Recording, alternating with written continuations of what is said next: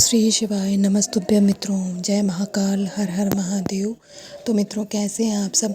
आशा करते हैं आप सभी लोग बहुत अच्छे होंगे।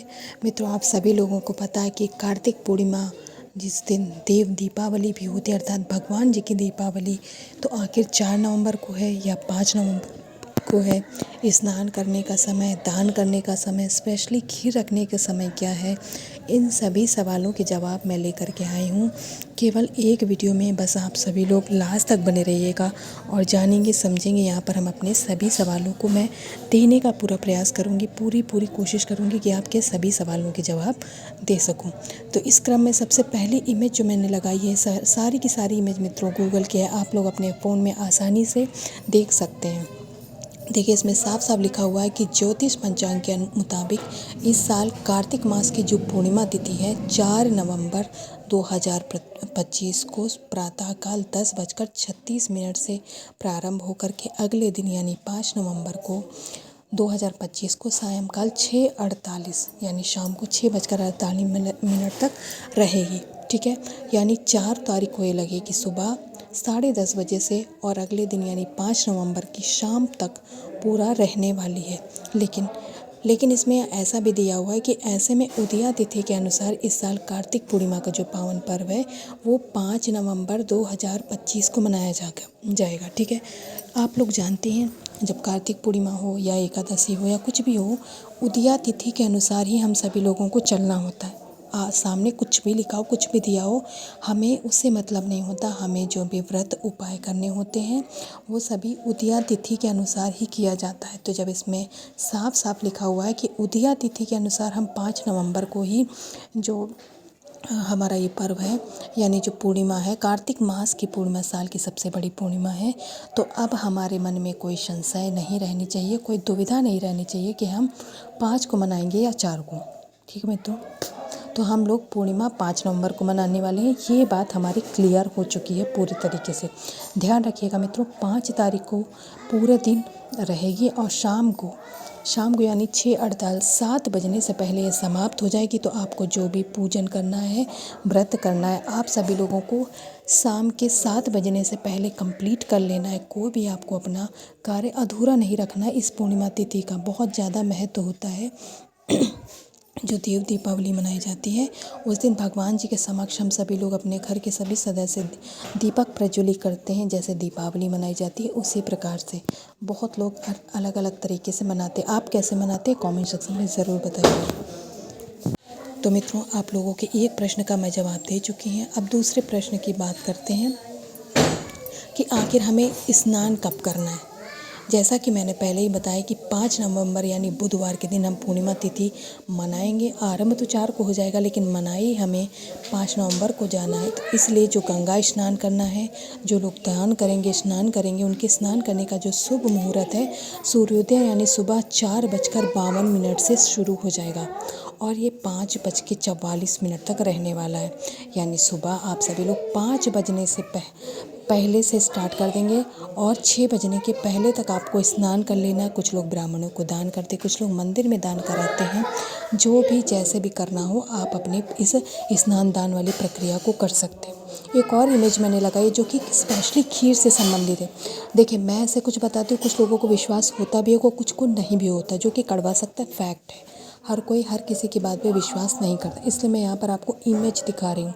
इसमें देखिए लिखा हुआ है कि कार्तिक पूर्णिमा पे जो खीर है वो शाम को या उससे पहले बनाना। ऐसा नहीं कि आप सुबह बना के रख देंगे और वो पूरा दिन रखी रहेगी, फिर रात में उसे आप सूर्योदय की रोशनी में इसमें चंद्र देवता की रोशनी में रखेंगे। वो खीर आपकी ख़राब हो जाएगी।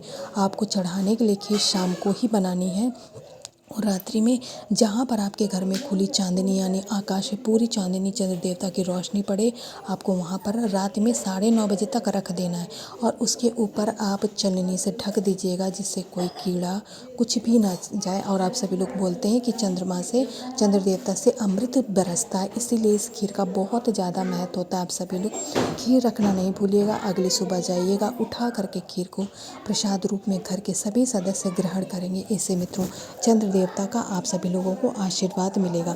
जो ये पूर्णिमा तिथि होती है, इसे शरदीय पूर्णिमा भी कुछ लोग बोलते हैं। इसका बहुत ज़्यादा महत्व होता है। तो मित्रों, मैंने यहाँ पर आपके सभी प्रश्नों के जवाब दे दिए हैं। अब यहाँ पर हम 2 उपायों की बात करेंगे, जिसमें पहला उपाय है, यदि आपके परिवार में व्यापार में पैसा ना आ रहा हो, आता है रुक जाता है, यानी व्यापार चलता है 2 दिन फिर रुक जाता है, फिर चलता है फिर रुक जाता है, बराबर गति नहीं है आपके कार्य में, आपको क्या करना है, यहाँ पर आपको चंदन दिख रहा है, ठीक है मित्रों। कौन सा चंदन है? लाल चंदन है। यहाँ पर हम लाल चंदन ले लेंगे। अगर लाल चंदन नहीं मिल पाता तो आप उस स्थान पे कुमकुम का भी प्रयोग कर सकते हैं। इसके बाद हमें लेना है पीला चंदन, एक चुटकी मात्र लेना है। पीला चंदन 1 चुटकी, लाल चंदन 1 चुटकी, अगर सूखा तो गीला पेस्ट बना लेंगे दोनों चीज़ों का। और दोनों सामग्री को आपको ले लेना है अपनी पूजन की थाली में। इसके बाद में हमें लेना है जल हमेशा शुद्ध लिया करिए अपने घर से, अपने घर के लोटे में लेकर के चल जाया करिए मित्रों। तांबे का कलश हो चाहे स्टील का हो, उसे धुल करके उसमें घर का जल डालिएगा और थोड़ा सा गंगा जल, क्योंकि पूर्णिमा तिथि बहुत खास है। मैं नहीं समझती कि मुझे आप लोगों को इसकी विशेषताएं गिनाने की आवश्यकता है। ले लिया। अब सारी चीज़ें लेकर के हम अपने इष्ट, अपने आराध्य यानी महादेव जी की शिवलिंग के पास पहुंच जाएंगे। यहाँ पहुंच करके उत्तर दिशा में मुँह करके खड़े हो जाइएगा। सबसे पहले जो आप लोग 1 लोटा जल लेके गए हैं, तो थोड़ा सा जल महादेव जी की शिवलिंग के ऊपर समर्पित करेंगे और उसी कलश से थोड़ा सा जल माता अशोक सुंदरी के स्थान पर, यानी दोनों ही स्थान पर आपको जल समर्पित करना। ऐसा नहीं कि महादेव जी की शिवलिंग के से धार आप सीधा माता अशोक सुंदरी तक लाग दें, नहीं। थोड़ा सा जल पहले महादेव जी की शिवलिंग पर, फिर कलश को रोक करके थोड़ा सा जल माता अशोक सुंदरी के स्थान पर समर्पित कर दीजिएगा। जल समर्पित करने के बाद में जो आपने चंदन लिए हैं, दोनों एक चंदन, चाहे पहले लाल चंदन अपनी उंगली पे लगा लीजिए, चाहे पहले पीला चंदन, दोनों में से कोई एक चंदन आपको पहले, ठीक है। चाहे लाल ले लिया, उसकी एक बड़ी सी बिंदी माता अशोक सुंदरी के स्थान पे लगाएंगे। अब हमारे पास बचता है पीला चंदन। अब उस चंदन की एक बिंदी इसी लाल चंदन के ऊपर भी लगा सकते हैं और बगल में भी लगा सकते हैं। जैसे लगाना हो आपको लगाना, माता अशोक सुंदरी के स्थान पर ही दोनों बिंदी आप लगाएंगे। और जब लगाएंगे, आपको आपके व्यापार में उन्नति चाहिए, तरक्की चाहिए, उसका निवेदन करिएगा माता अशोक सुंदरी और महादेव जी से।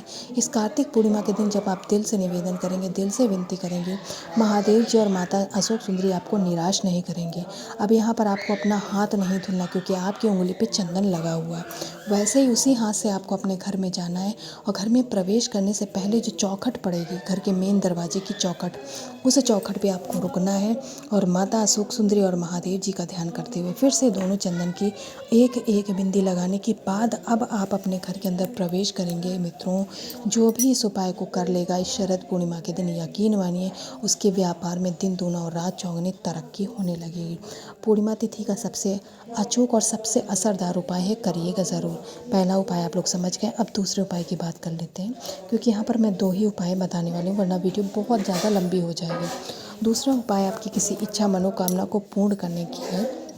सामने स्क्रीन पे आपको मित्रों, हम सभी लोगों को अक्षत चावल का 1 दाना लेना है, मात्र 1 दाना।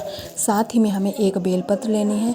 बेलपत्र कहीं से कटी फकी और खंडित नहीं होनी चाहिए, इस बात का हम लोग ध्यान रखेंगे। यानी 1 अक्षत चावल का दाना और 1 बेलपत्र।